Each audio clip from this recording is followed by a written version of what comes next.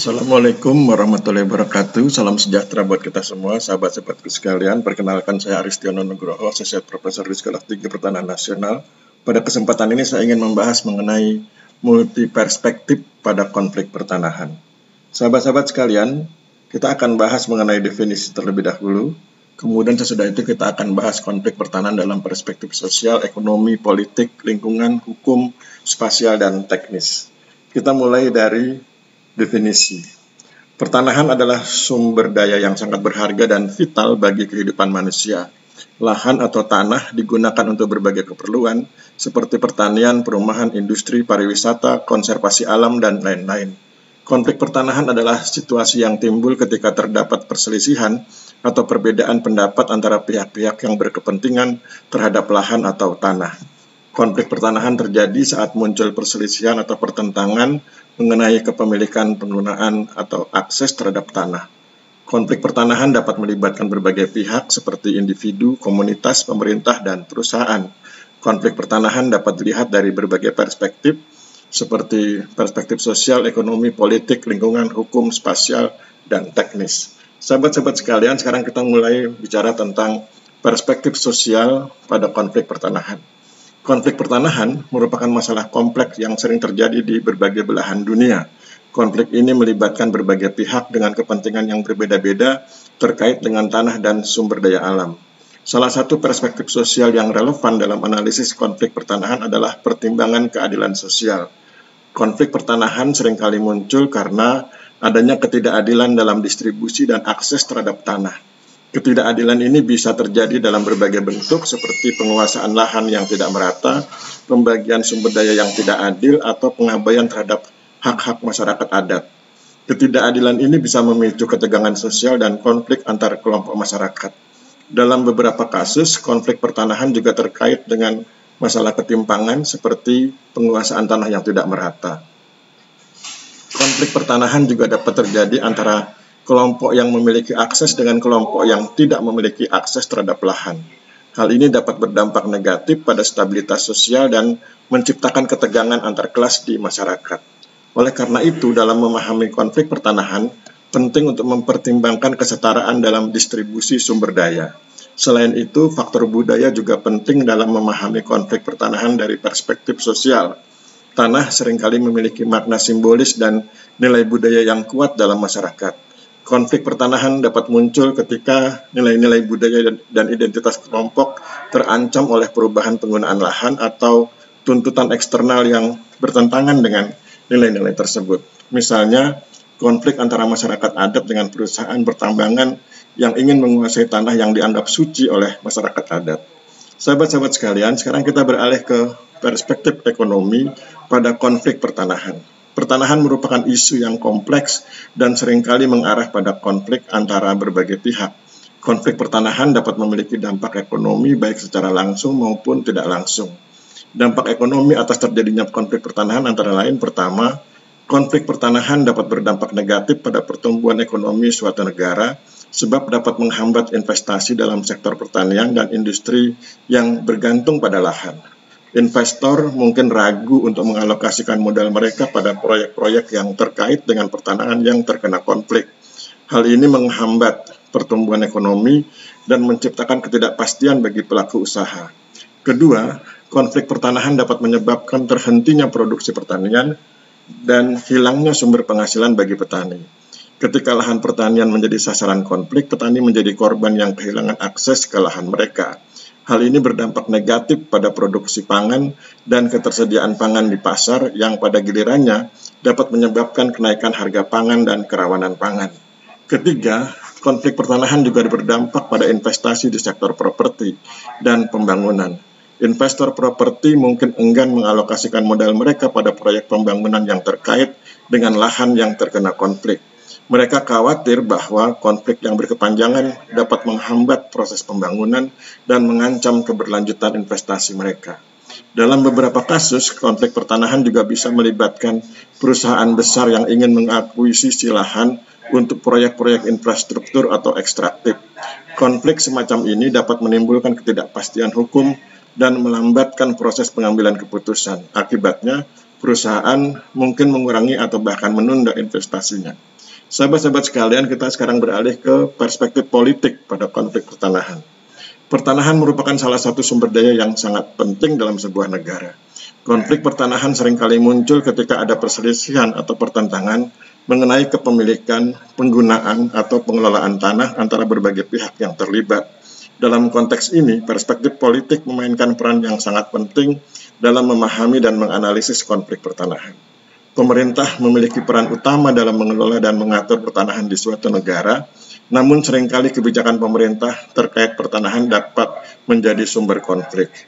Beberapa faktor politik yang dapat mempengaruhi konflik pertanahan antara lain, pertama, kebijakan agraria yang ditetapkan oleh pemerintah dapat menjadi sumber konflik pertanahan. Misalnya, kebijakan redistribusi tanah yang bertujuan mengurangi ketimpangan kepemilikan tanah dapat menghasilkan ketegangan antara pemilik tanah yang sudah ada dan pihak-pihak yang akan menerima tanah tersebut. Konflik juga dapat muncul ketika kebijakan agraria tidak dilaksanakan dengan adil atau transparan. Kedua, konflik pertanahan seringkali terkait dengan praktek korupsi dan kolusi di dalam pemerintahan. Ketidakadilan dalam proses pengadaan tanah atau penyalahgunaan kekuasaan oleh oknum pejabat dapat memicu konflik antara pihak yang dirugikan dengan pemerintah. Ketiga, politik identitas juga dapat menjadi faktor yang mempengaruhi konflik pertanahan. Misalnya, konflik antar kelompok etnis atau agama yang terkait dengan pemilikan tanah. Konflik terjadi karena adanya bidang-bidang tanah yang dianggap sebagai simbol identitas kelompok etnis atau agama tertentu. Politik identitas dapat memperburuk konflik pertanahan dan membuatnya sulit untuk mencapai solusi yang adil. Sahabat-sahabat sekalian, sekarang kita lanjutkan tentang perspektif lingkungan pada konflik pertanahan. Pertanahan merupakan salah satu aspek penting dalam kehidupan manusia, baik sebagai sumber penghidupan maupun sebagai tempat beraktivitas. Namun seringkali pertanahan juga menjadi sumber konflik antara individu, kelompok, atau bahkan negara. Dalam konteks ini penting untuk mempertimbangkan perspektif lingkungan dalam memahami dan mengatasi konflik pertanahan. Perlu diakui bahwa konflik pertanahan dapat memiliki dampak yang merugikan bagi lingkungan. Ketika sengketa tanah terjadi, seringkali terjadi penebangan liar, perusakan hutan, dan penggunaan yang tidak berkelanjutan terhadap sumber daya alam. Misalnya, dalam upaya untuk memperoleh keuntungan dari tanah yang diperdebatkan, pihak-pihak yang terlibat dalam konflik dapat melakukan deforestasi besar-besaran untuk membuka lahan pertanian atau kegiatan industri. Hal ini berdampak negatif pada keanekaragaman hayati dan menyebabkan kerusakan ekosistem. Pada sisi lain, perspektif lingkungan juga dapat menjadi solusi untuk mengatasi konflik pertanahan. Salah satu pendekatan yang dapat digunakan adalah pengelolaan pertanahan yang berkelanjutan. Dengan melibatkan masyarakat lokal, pemerintah, dan para pemangku kepentingan, dapat ditetapkan penggunaan lahan yang lebih bijaksana. Misalnya melalui penetapan kawasan konservasi, penghijauan, dan pengembangan pertanian organik, sehingga konflik pertanahan dapat diatasi sambil tetap menjaga kelestarian lingkungan. Selain itu, pendekatan partisipatif juga penting untuk mengintegrasikan perspektif lingkungan dalam menyelesaikan konflik pertanahan. Pelibatan masyarakat setempat dalam pengambilan keputusan yang terkait dengan penggunaan lahan dapat menjadi bagian dari upaya menjaga kepentingan lingkungan, dan dalam konteks ini, pelibatan kelompok lingkungan, organisasi non-pemerintah, dan ahli lingkungan dalam proses penyelesaian konflik dapat memberikan pandangan yang lebih beragam dan lebih holistik. Sahabat-sahabat sekalian, sekarang kita lanjutkan mengenai perspektif hukum pada konflik pertanahan. Konflik pertanahan merupakan masalah yang kompleks dan sering terjadi di berbagai negara, termasuk Indonesia. Konflik tersebut muncul ketika terdapat perselisihan antara individu, kelompok, atau pihak-pihak yang berkepentingan terhadap hak atas tanah. Dalam konteks ini, perspektif hukum memiliki peran penting dalam menyelesaikan konflik tersebut. Dalam hukum pertanahan, terdapat berbagai peraturan dan prinsip yang mengatur hak atas tanah. Di Indonesia, Undang-Undang Pokok Agraria (UPA) menjadi landasan utama dalam menyelesaikan konflik pertanahan. UPA mengakui adanya hak-hak atas tanah yang dapat dimiliki oleh individu, kelompok, atau badan hukum. Dalam perspektif hukum, tersedia solusi yang dapat diterapkan dalam penyelesaian konflik pertanahan, yaitu melalui mediasi. Mediasi merupakan upaya penyelesaian sengketa melalui proses dialog dan negosiasi antara pihak-pihak yang terlibat konflik. Dalam mediasi, mediator bertugas membantu pihak-pihak untuk mencapai kesepakatan yang saling menguntungkan. Selain mediasi, dalam perspektif hukum juga tersedia arbitrase sebagai alternatif penyelesaian konflik pertanahan. Arbitrase merupakan proses penyelesaian sengketa di luar pengadilan yang melibatkan pihak ketiga yang netral sebagai arbiter. Arbiter akan mengeluarkan putusan yang mengikat bagi pihak-pihak yang terlibat konflik. Namun, dalam beberapa kasus, penyelesaian konflik pertanahan melalui mediasi atau arbitrase mungkin tidak memadai. Dalam situasi demikian, perspektif hukum juga menyediakan penyelesaian melalui jalur peradilan. Pihak yang merasa memiliki hak atas tanah dapat mengajukan gugatan ke pengadilan untuk memperoleh keputusan hukum yang mengikat. Namun perlu diketahui bahwa penyelesaian konflik pertanahan melalui jalur pengadilan seringkali memakan waktu yang lama dan biaya yang tinggi. Uniknya, ada kalanya keputusan pengadilan tidak dapat dieksekusi karena adanya beberapa kendala sosial dan kultural yang ada di masyarakat, sehingga dibutuhkan solusi sosial dan kultural untuk mengatasinya. Sahabat-sahabat sekalian, sekarang kita beralih ke perspektif spasial pada konflik pertanahan. Konflik pertanahan merupakan isu yang kompleks dan seringkali melibatkan berbagai pihak dengan kepentingan yang saling bertentangan. Salah satu cara untuk mengatasi dan menganalisis konflik pertanahan adalah dengan menggunakan perspektif spasial atau keruangan.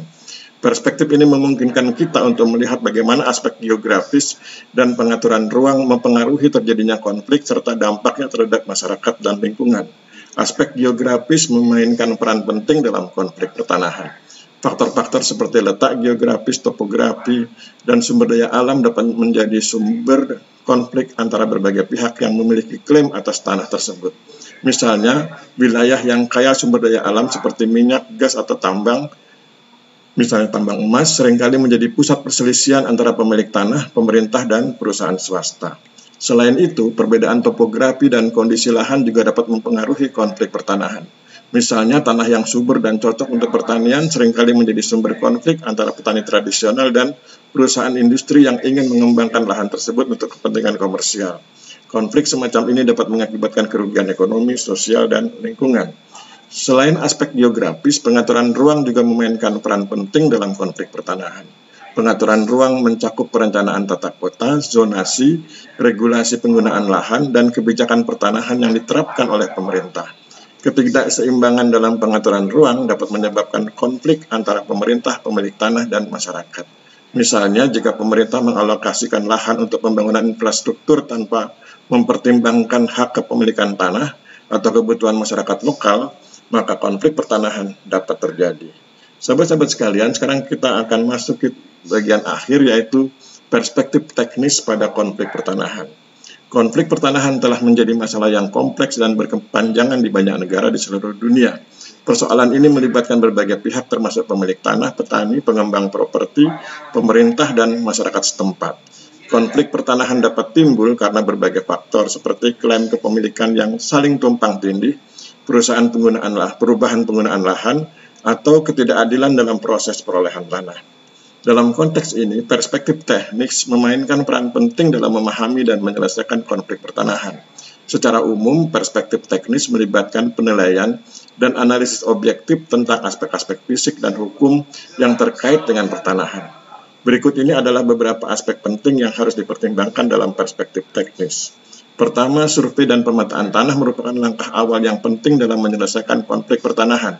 Melalui survei dan pemetaan, batas-batas tanah dapat ditentukan dengan jelas, menghindari klaim yang saling tumpang tindih.